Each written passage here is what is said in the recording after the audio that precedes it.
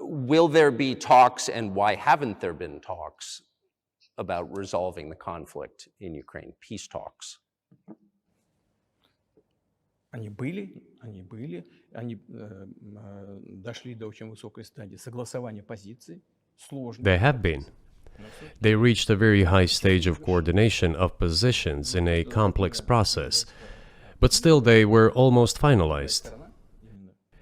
But after we withdrew our troops from Kiev, as I have already said, the other side threw away all these agreements and obeyed the instructions of Western countries, European countries, and the United States to fight Russia to the bitter end. Moreover, the President of Ukraine has legislated a ban on negotiating with Russia. He signed a decree forbidding everyone to negotiate with Russia. But how are we going to negotiate if he forbade himself and everyone to do this? We know that he is putting forward some ideas about this settlement, but in order to agree on something, we need to have a dialogue. Is that not right?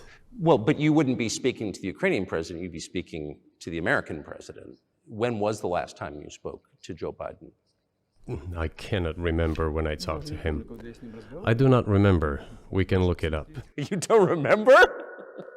No. Why? Do I have to remember everything? I have my own things to do. We have domestic political affairs. Well, he's funding the war that you're fighting, so I would think that would be memorable. Well, yes, he funds, but I talked to him before the special military operation, of course. And I said to him then, by the way, I will not go into details, I never do, but I said to him then, I believe that you are making a huge mistake of historic proportions by supporting everything that is happening there, in Ukraine, by pushing Russia away. I told him repeatedly, by the way. I think that would be correct if I stop here. What did he say? Ask him, please. It is easier for you. You are a citizen of the United States. Go and ask him.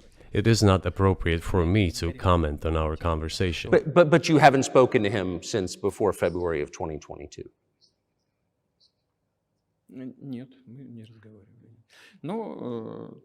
No, we haven't spoken. Certain contacts are being maintained, though. Speaking of which, do you remember what I told you about my proposal to work together on a missile defense system? Yes. You can ask all of them. All of them are safe and sound, thank God.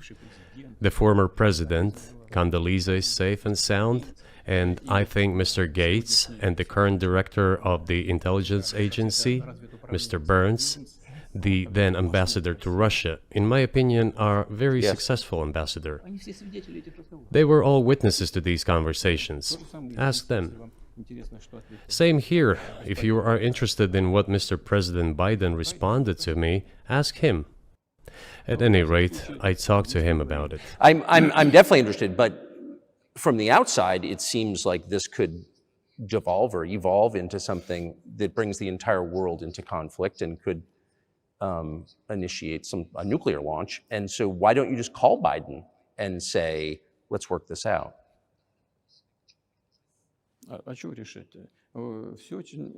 What's there to work out? It's very simple.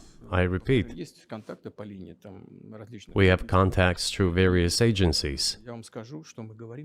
I will tell you what we are saying on this matter and what we are conveying to the US leadership.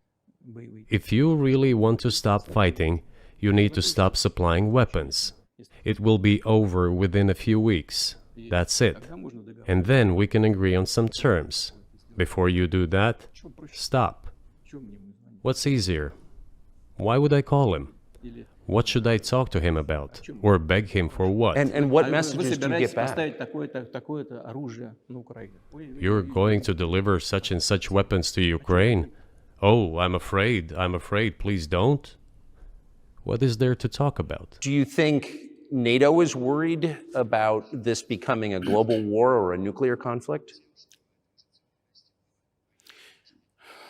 At least that's what they're talking about. and they're trying to intimidate their own population with an imaginary Russian threat. This is an obvious fact. And thinking people, not Philistines, but thinking people, analysts, those who are engaged in real politics, just smart people, understand perfectly well that this is a fake. They're trying to fuel the Russian threat. The threat I think you're referring to is a Russian invasion of Poland, Latvia, expansionist behavior. Can you imagine a scenario where you sent Russian troops to Poland? Только в одном случае, если со стороны... Only in one case, if Poland attacks Russia. Why? Because we have no interest in Poland, Latvia, or anywhere else. Why would we do that? We simply don't have any interest. It's just threat-mongering.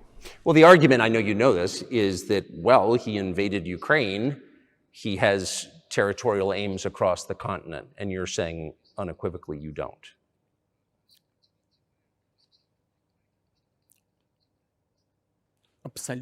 Это абсолютно исключено. It is absolutely out of the question. You just don't have to be any kind of analyst. It goes against common sense to get involved in some kind of a global war. Глобальная война поставить на грань. And a global war will bring all humanity to the brink of destruction. It's obvious. Вот. И есть, конечно, средства. There are certainly means of deterrence. They have been scaring everyone with us all along. Tomorrow Russia will use tactical nuclear weapons. Tomorrow Russia will use that. No, the day after tomorrow. So what? Выбить из налогоплательщиков In order to extort additional money from US taxpayers and European taxpayers in the confrontation with Russia in the Ukrainian theater of war. как можно. The goal is to weaken Russia as much as possible. One of our senior United States senators from the state of New York, Chuck Schumer, said yesterday, I believe, that we have to continue to fund the Ukrainian effort, or U.S. soldiers, citizens could wind up fighting there. How do you assess that?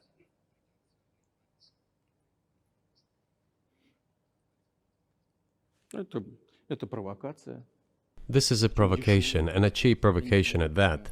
Американские солдаты должны воевать. I do not understand why American soldiers should fight in Ukraine. There are mercenaries from the United States there. The bigger number of mercenaries comes from Poland, with mercenaries from the United States in second place and mercenaries from Georgia in third place.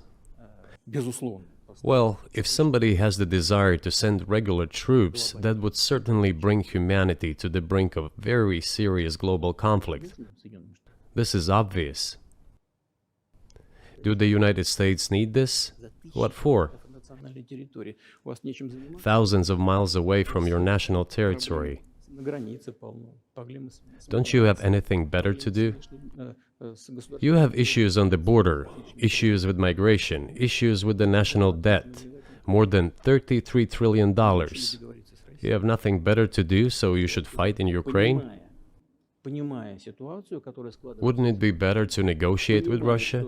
Make an agreement, already understanding the situation that is developing today, realizing that Russia will fight for its interests to the end? К здравому смыслу. And realizing this, actually return to common sense, start respecting our country and its interests, and look for certain solutions. Мне кажется, что это гораздо умнее. It seems to me that this is much smarter and more rational.